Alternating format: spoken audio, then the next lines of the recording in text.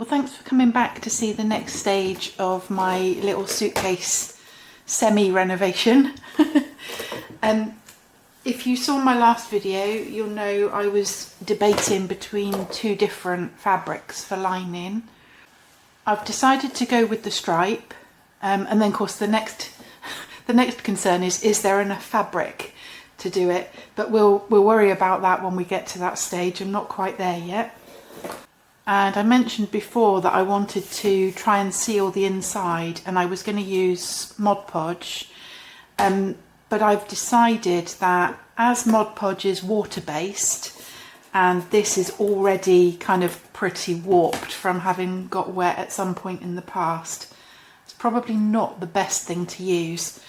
I am going to use a little bit of Mod Podge to try and squeeze in this little gap here. This little section that's stained, it's kind of pulled away from the base, so it's kind of like a bit of a loose section there. So I'm going to try, if I can, to get some Mod Podge in there so I can kind of fix that a little bit more firmly. And then in terms of sealing the inside, I'm going to use a clear sealer spray, which hopefully will do the job which I wanted of sealing and protecting the inside a little bit, but without making the warping any worse. It's actually really cold today, but I'm going to have to spray this outside because I don't want to choke myself. Try and be sensible even though it is going to be cold. But for now, let's start off with sealing this little loose bit. My Mod Podge is actually in a really big container, so I've just got a small amount that's just been poured into this old coffee jar, just so it's a little bit more manageable.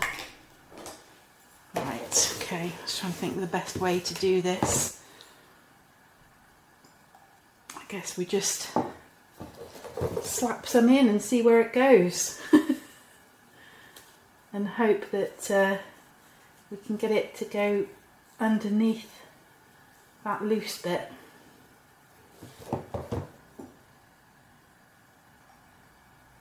It's probably way too much, but just trying to basically just hopefully with enough liquid forced there, some of it will go underneath.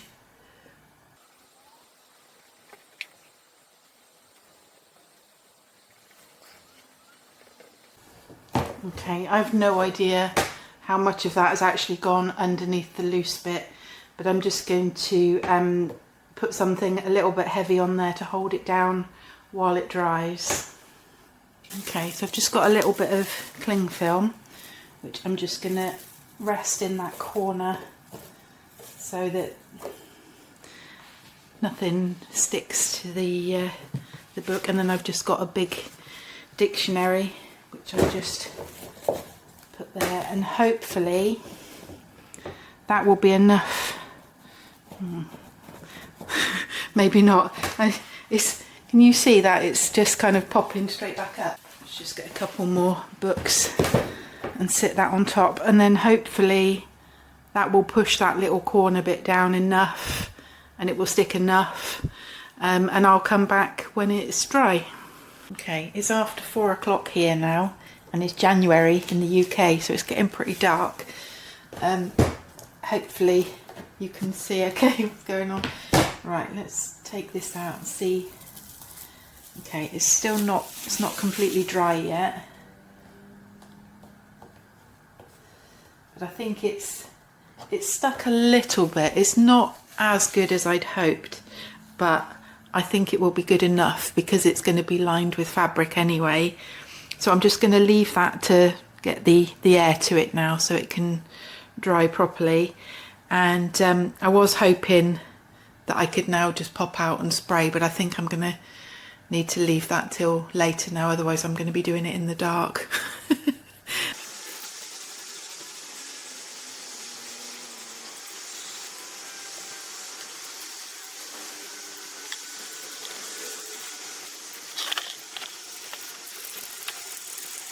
So here we are now, the inside is all dry. Doesn't really look any different to what it did before because the sealer is clear. This bit here is still a little bit puffy, but it's much better than it was before. So yeah, so now we're ready to start thinking about actually preparing something for the lining. I made some paper templates to measure out for cutting the fabric for the lining, and this looks like claw marks.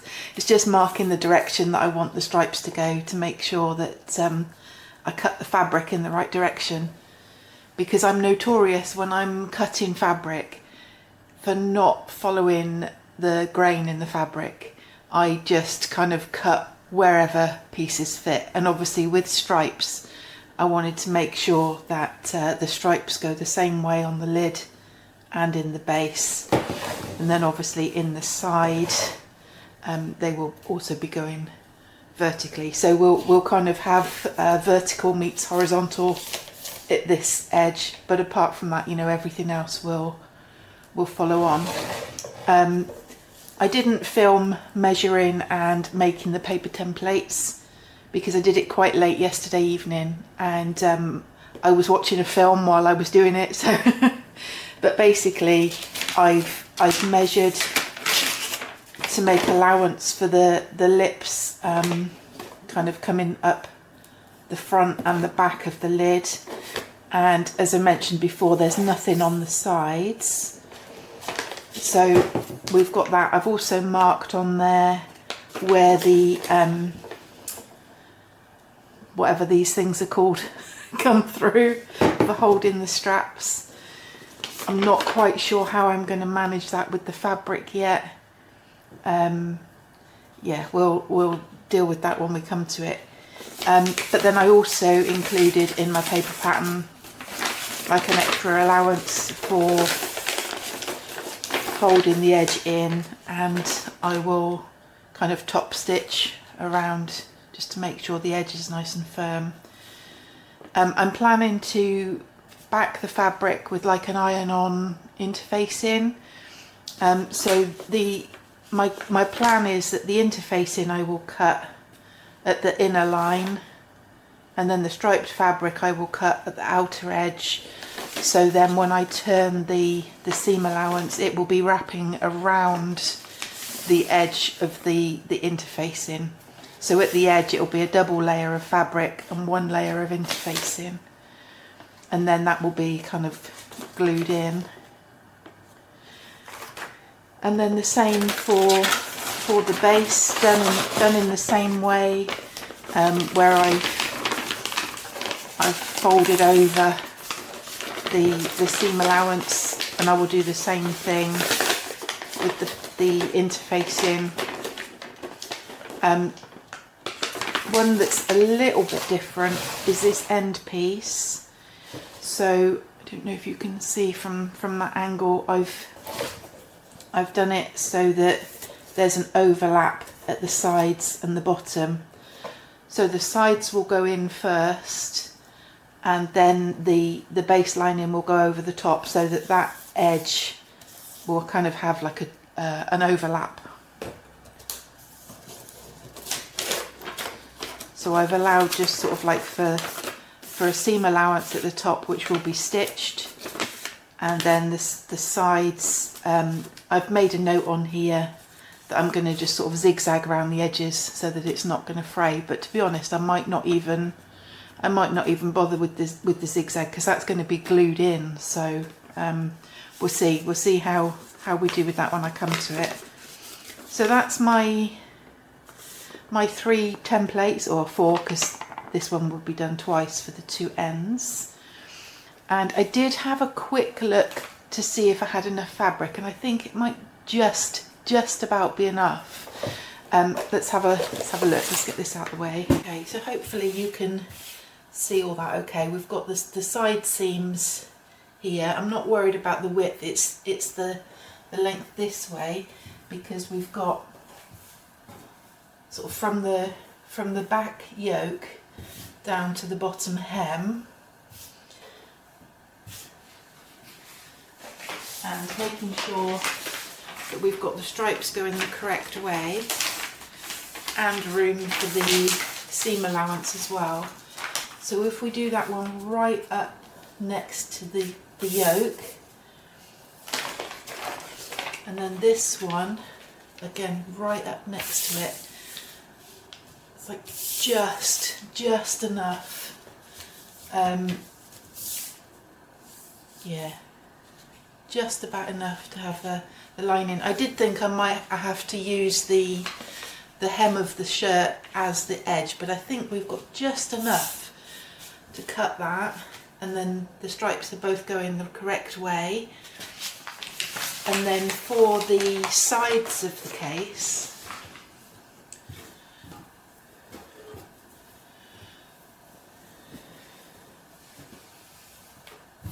we've got the front of the shirt, and from the side seam here to the seam where the buttons are, so it's wide enough there so we can have the two sides. So we've got plenty of fabric. It was just that closeness, which is like really close. I'm going to have to cut it very carefully from that yoke down to the hem. Okay, so first of all I'm just going to cut that back panel off just to make it a little bit easier to work with, so I'm not getting folds and creases because of the shape of the shirt.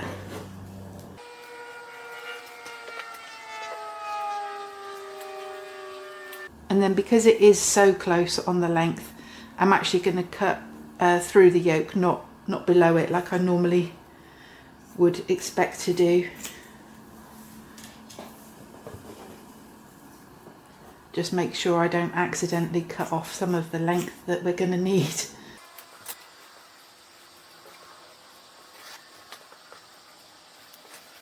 Planning to use a rotary cutter, and I've got a cutting mat, but I've stored my cutting mat really badly. I'd forgotten, like normally it's flat on my desk in my craft room, but I'd been using it for a project that I was doing where I was just sat on the floor, and I just kind of tucked it behind something, so it's been kind of sat upright and it's got really warped. So I think, although I've already had a few delays in this project, I think I'm going to leave it for a little bit longer and let the cutting mat kind of relax back to its proper shape before I start cutting the pieces out. And while I'm waiting for the cutting mat to sort its life out, I'm going to do some work on trying to reinforce some of these edges that are worn. So I've got the Mod Podge in my little coffee jar, and I've also got some Fabri-Tac fabric glue. I think this would be better for giving a bit of a firmer hold on the trim.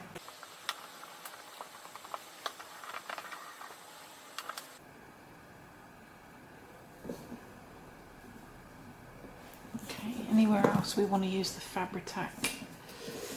No, I think the rest will be okay just with the Mod Podge. Not that I think the Mod Podge will be very strong in holding everything together, but it's just a slight extra protection.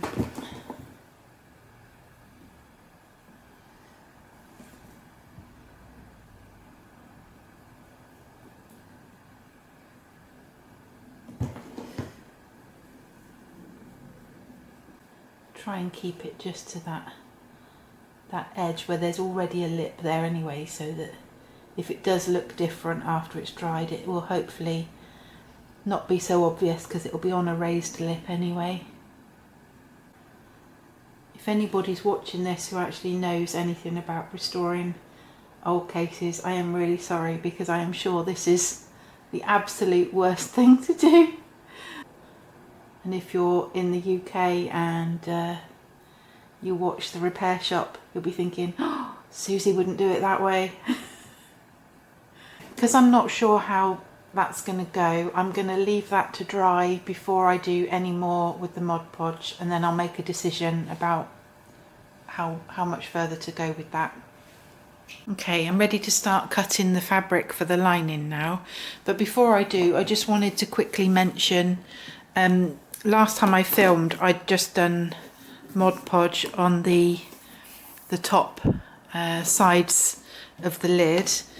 And once that dried, I was happy with how it looked. So I went ahead and I did sort of the rest of the edges on the main part of the case, and also on the handle where there was a bit of the covering missing. I'm sure Mod Podge is not the best thing to use, but it was the best thing that I had, and I'm happy with how it's turned out, and hopefully that will just help protect it a little bit longer. Okay, so let me start on cutting out. So although my cutting mat has flattened itself out now, it's not big enough to cut the whole piece in one go. So there'll be a little bit of jiggling around, just trying to make sure I don't cut the table. And when I start cutting the fabric, because everything is just straight lines, what I'll do to begin with is I'll just use my straight edge, it's like a quilter's square that's not a square, but I'll just use that to kind of cut a straight line along the stripes to start with, and use that as my baseline, and then just work out from that, just to keep everything nice and straight and square as possible. Okay, I'm going to stop chatting now and just get on with the cutting. So I just have to interrupt this video to tell you that I am a complete idiot. Oh, I don't even want to say what I've done. So I started off as planned by squaring up the edges of the fabric, and then, as I mentioned, I had to shift around the cutting mat to make it easier to cut the pieces without cutting my table. And as soon as I started shifting the cutting mat, I completely forgot about my stripe directions, which have got, you know, my obvious claw marks that I'd drawn on the pattern piece to make sure that I cut the stripes in the right direction. I cut them in the wrong direction, or I started cutting one of the pieces in the wrong direction, which then meant I didn't have enough fabric. Because I thought, well, okay, maybe I just have to have the stripes going the other way. But of course, the layout of the pieces where they just fitted in, you know, if you turn one of those sideways, it just was not enough fabric. And I was gutted because, you know, I could have gone and gone back to my second option and used the other one of my granddad's shirts. But you know, my initial thought was I want to do stripes, and then I was sort of slightly sidetracked when I kind of came across the other shirt that I liked. But then I went back to the stripes, and having made that decision, I didn't want to go back to the other shirt. So I've now come out to buy some fabric. So frustrated, and I feel such an idiot. And obviously I'm having to explain why I've got all this footage showing this striped shirt that I'm going to use, and how carefully I've worked out the sizing, and now I can't use it. So I've come to a local retail park where there's a few shops, and behind me there's a Hobbycraft which has got a fabric section. Not a huge selection from what I can remember, but I'm hoping that they might have some stripes.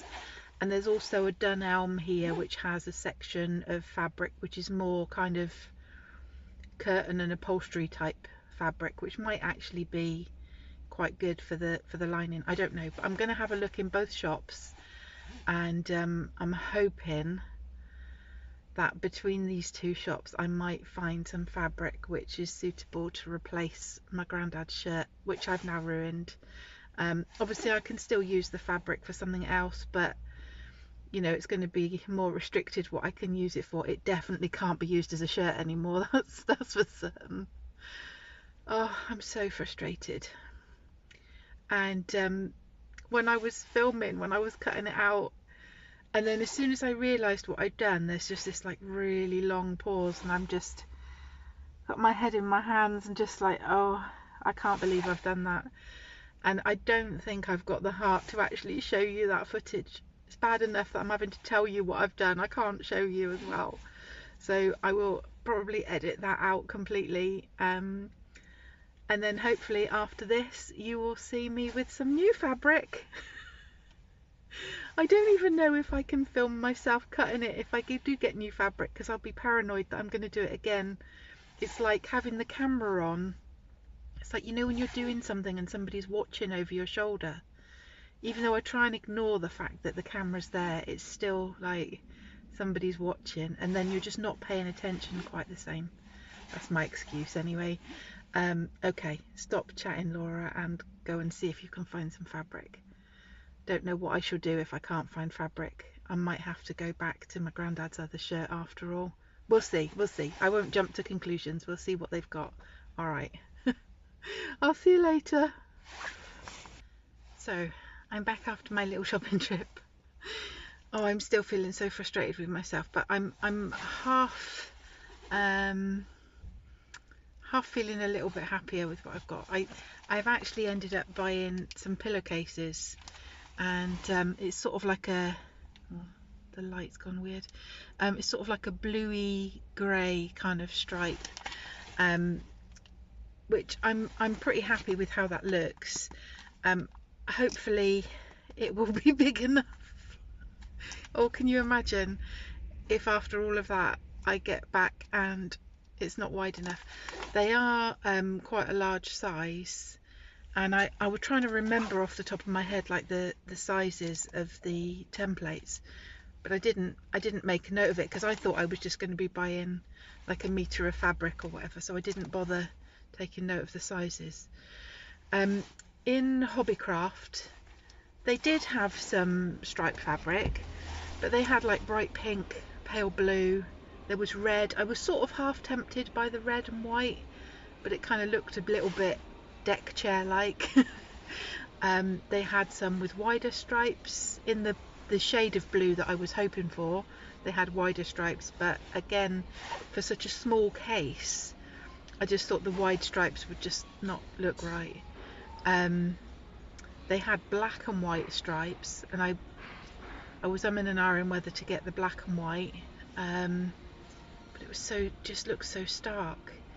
So I basically gave up on Hobbycraft. I went to have a look in Dunelm, thinking they're gonna have the nice heavier weight, like upholstery fabric. They don't sell upholstery fabric anymore. Well, they do, but they've got lots of little samples hanging up and you have to order it by the metre. Well, if you only want a metre or half a metre, like, you know, and they didn't have anything on display that I liked anyway. So I was sort of on my way out of the shop, and then I thought, oh, I'll just have a look at the bedding, see if they had any like bedding on sale that might have been striped, or even the pillowcases. I say they were selling the individual pillowcases, which I like the look of, and it's a more expensive way of doing it than if I'd bought the fabric. Maybe I should be more patient and look online and actually order some ticking fabric. But you know, when you're in the midst of a project and you just want to get it done, so frustrating. I'm so annoyed with myself. I mean, I'm laughing, but it's not funny. In the same way, I fell over at work yesterday, and I laugh about that, but that wasn't funny either. But yeah, it's